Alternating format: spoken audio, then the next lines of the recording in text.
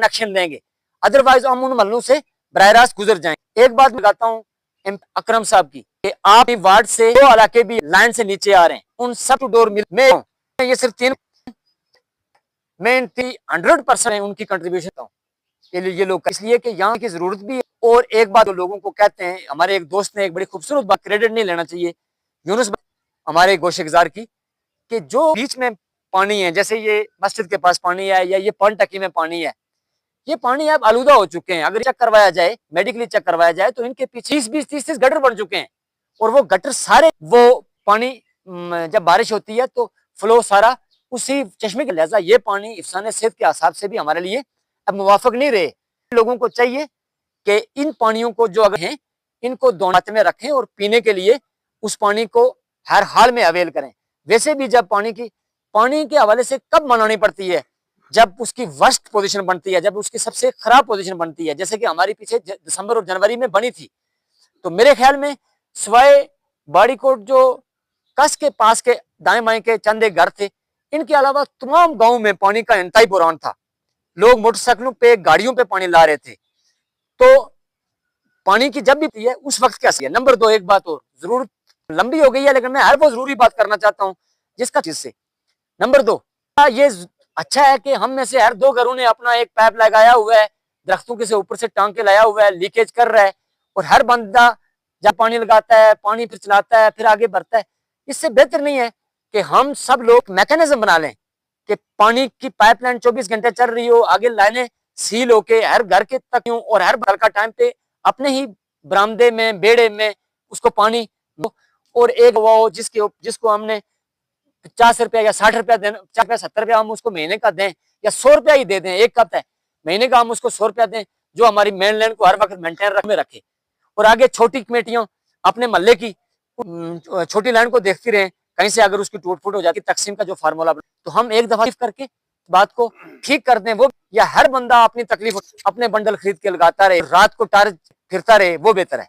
तो मेरे ख्याल ये वाला काम बेहतर है कि मैं नहीं आ रहा हूँ और हमें और घरों में उस पानी को तकसीम किया जाए और जिम्मेदारान की जिम्मेदारी लगी हुई हो।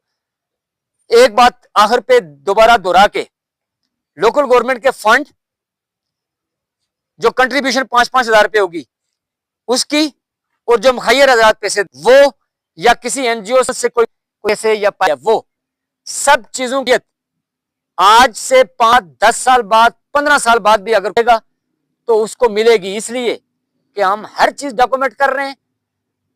मरकजी एक फाइल बन रही है जिस फाइल में कंट्रीब्यूशन वालों के नाम भी लिखे जा रहे हैं, मुखैर हज़रात के नाम भी लिखे जा रहे हैं, लोकल गवर्नमेंट का कितना फंड इसमें आया है वो भी लिखा जा रहा है, और बाहर से आएगा वो भी। और उस मरकजी फाइल की कापियां बनाकर हम इस मुतलका इलाका होगा, जो मसाजिद होंगी, हम उस इमाम साहब के हवाले कर देंगे कि आप इनको अपनी मसाजिद में एक कापी को रखें, ताकि आने वाले 10-15 साल बाद भी अगर कोई डिस्प्यूट होता है, कोई बात को चेक करना चाहता है, कोई तरमीम करना चाहता है, इस पर लिखा हुआ सारा उसको मिल जाएगा इंशाअल्लाह, इस दावे के साथ कि इसमें कोई भी एक पाई का भी ना तो होगा, और आप मजाज होंगे इस खुर्द-बुर्द को जांचने के, पूछने के। हाँ, पीठ पीछे बैठ के बुराइयां करने का हमारे पास ना कोई इलाज है और ना हम उनके जवाबदेह हैं, लेकिन इस तरह एक कोरम में अगर कोई आदमी एक जेन्युइन को सवाल लेकर आएगा, उस सवाल का जवाब दिया जाएगा और उसको मुतमिन किया जाएगा। बस मैं इस बात के साथ और पार वालों का शुक्रिया अदा करते हुए और बाटी वालों को ये उम्मीद देते हुए कि अगले साल बाटी वालों को, अपर नक्कर वालों को और पोनानी वालों को भी अकोमोडेट किया जाएगा। सब्र का फल मीठा होता है, जिस तरह इनको इस दफा इनके हिस्से से ज्यादा का हिस्सा उधर शिफ्ट किया गया है, अगली दफा शायद आप लोगों के साथ भी ऐसा हम करें इंशाल्लाह। तो किसी को अगर कोई मेरा लफ्ज किसी के शान खिलाफ गया हो तो मैं उसके लिए माजरत ख्वाह हूं। हमने हमेशा कोशिश की है कि बेजा ना तो हुकूमत में रहते हुए ना अपोजिशन वालों पर बेजा तनकीद की, ना अपोजिशन में रहते हुए हुकूमत वालों पर बेजा तनकीद की। हमेशा वो बात की, दलील के साथ बात की, अदद शुमार के साथ बात की, और जो मियाना रवल वाली बात होगी वो बात की होगी। तो अगर फिर भी किसी को अगर हमारी कोई बात नागवार गुजरी हो तो मैं उसके लिए जाती तौर पर मदद करता हूँ। जी राय साहब, आपका एक सवाल था, वो आप सवाल कर लें। सर, मेरा सवाल ये था आपसे कि डिस्ट्रिक्ट काउंसलर आफ्ताब साहब ने, उनका एक मैसेज मैंने सुना एक किसी ग्रुप में, किसी आदमी ने उनके ऊपर सवाल किया कि आपने जो 18 लाख रुपया अभी मिला, इस फंड में से आपने बाड़ीकोट का हिस्सा कितना रखा है? तो उन्होंने उस सवाल के जवाब में उन्होंने ये कहा कि मैंने बाड़ीकोट के जो 2 लोकल काउंसलर हैं हमारे, उनसे मशावरत की और मीटिंग की, और मैंने उनको आपको 5 लाख रुपया इस बजट से दे रहा हूँ। ये जो 75,000 पिछले हुआ वो भी, ये 15,000 रुपये भी मैं आपको, आप भी वाला जाके आप मैन लैंड पे लगाए। मैन लैंड आपने बताई अभी, जिस मैन लैंड लगाए, तो आपने को दोनों काउंसलरों ने ये जवाब दिया कि हम इस दफा मैन लैंड में पैसे नहीं लगाएंगे, हम बनाएंगे और ओवरऑल कोई और टूट फूट की जो लेने हैं वो ठीक करेंगे और काम काज करेंगे। तो इसकी क्या वजह है कि आपने साहब को ये बात क्यों कही है कि हम मैन लैंड लगाएंगे? ठीक है जी, ये सवाल था मेरा। हाँ ठीक है, बहुत शुक्रिया। इस तरह हम अगर आमने सामने बैठ के चीजें क्लियर करेंगे तो चीजें क्लियर होंगी। पहली बात तो ये है कि हमारा जो बजट है और आफ्ताब साहब का जो बजट है, ये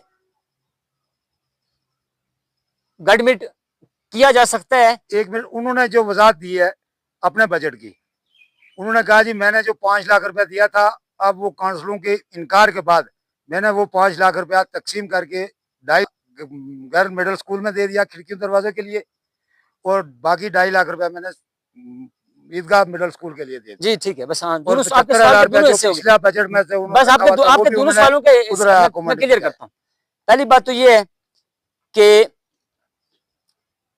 इस पूरे अरसे में मेरी और डिस्ट्रिक्ट काउंसिलर साहब की इस हवाले से कोई बात नहीं हुई। हालांकि हम मुख्तलिफ औकात में बाज़ औकात कोई मुश्तरका मीटिंग हो, उस मीटिंग के हवाले से हमारा राब्ता हो जाता है, लेकिन बजट आने के बाद हमारी इस हवाले से कोई बात नहीं हुई।